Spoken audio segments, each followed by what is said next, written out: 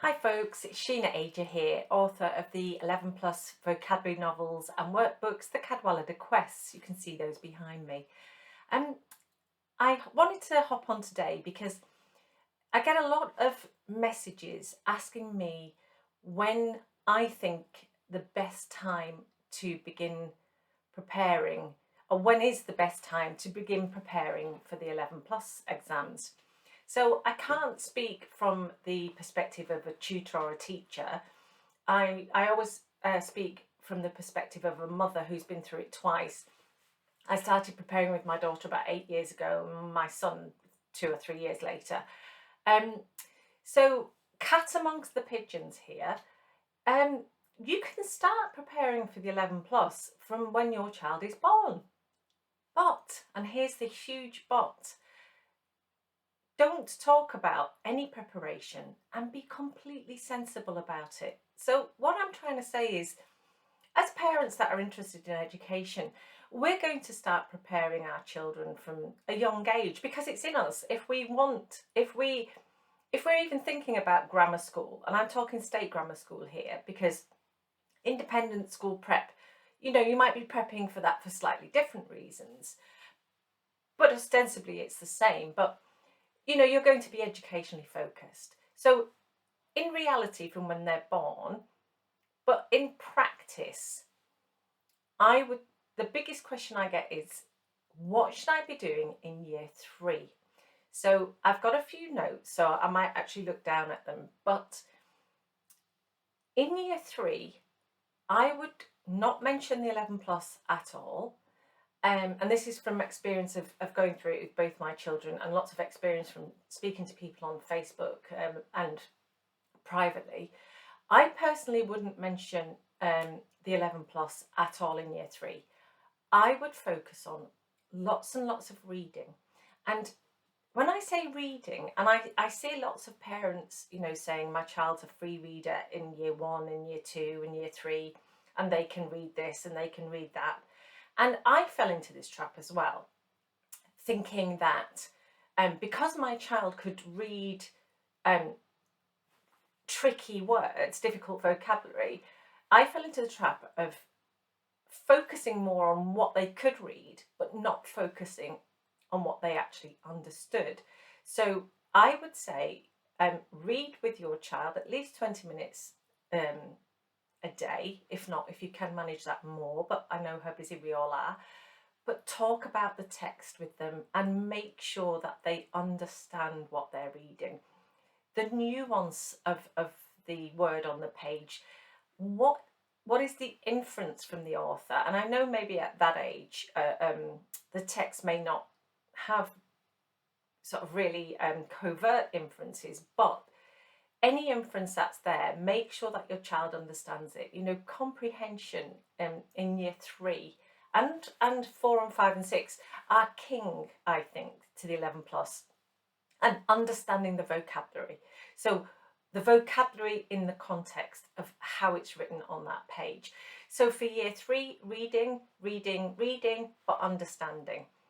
In terms of maths for year 3, focus on great times tables and quick recall. And again, that can be quite a dull proposition, but what we did was a friend of mine actually, she gave me a CD, shows how long ago it was, a CD player for the car called Times Tables Rap. And basically it was rap songs written for kids and based on really great learning topics. So there was one, all rapping about the Egyptians, and we'd sing it on the way to school, on the way to swimming lessons, anything, and it really helped the kids. But I would say times table recall, and fortunately our primary school were really hot on times tables. Times table recall is one of the biggest attributes to doing well in the 11 plus, as well as comprehension. So year 3, times tables, make sure they've got all their number bonds and the 4 operations. And by the 4 operations, I just mean, multiplication, addition, division, and subtraction.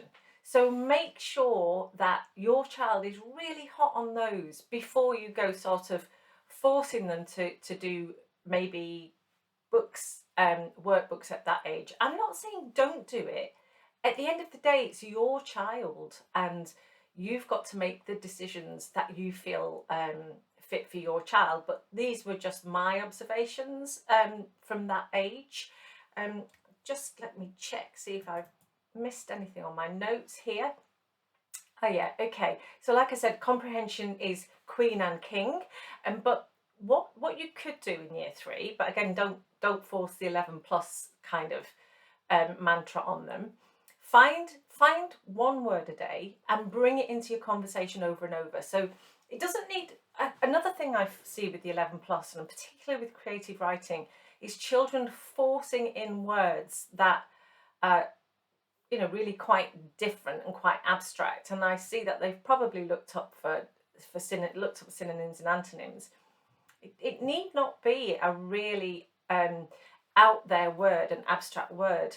I often say that Jude came out of his test and asked me what barely and merely mean, and they're quite difficult words. I mean, I sort of put my head in my hands because I thought I taught him those because they're in my books, but clearly he'd not understood the meaning of merely and barely in context.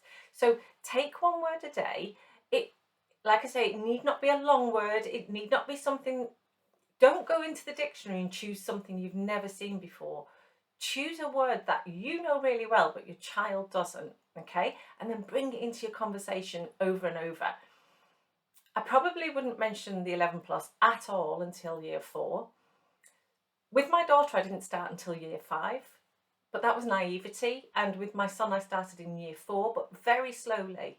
Again, that's your choice when you start, but personally, I would advocate year 4, and then ramp it up into year 5. What I did with my son, because I think he needed more help, we made sure that we were slightly ahead on the ages of the workbooks. So we didn't leave the year 10 and 11 workbooks until the last minute, because we found there was a huge jump in difficulty between the workbooks that were aged 9 to 10 and 10 to 11. So CGP, for example, 9 to 10, my children sort of, or certainly my daughter, because she did them first, she rattled through that. And I was thinking, we were all confident, blah, blah, blah. And then when she got to 10 to 11, it was like, eek, it was so difficult. So bear in mind that it might be worth getting onto the 10 to 11 books a little bit before you might normally do. And again, this is not working with a tuition company. This was me doing a lot of the heavy lifting at home. So obviously listen to your tutors first and foremost, because they're tutors. This was just my experience. So we started year 5 with daughter, felt it was too late. Year 4 with son, we started slowly. We ramped it right up in year 5. And then after Easter of year 5, so now we worked on speed and we worked on accuracy, and we did 3 mocks with each of them, which we found to be invaluable. So those were external mocks. We didn't do tons and tons of full practice papers at home. We did some, but I found it just, the kids dreaded it. I dreaded it. And we really worked on those full papers at home nearer the time. But what we did do was we chonked the practice papers. So I would take out the verbal reasoning part of a full practice paper, set the time, and they would do that. And the same with the non-verbal reasoning and the maths, because that's what we covered. And then I would write down their marks, and we'd do those maybe with a week apart and go back and revisit and see the improvement, because the improvement really helped with the confidence.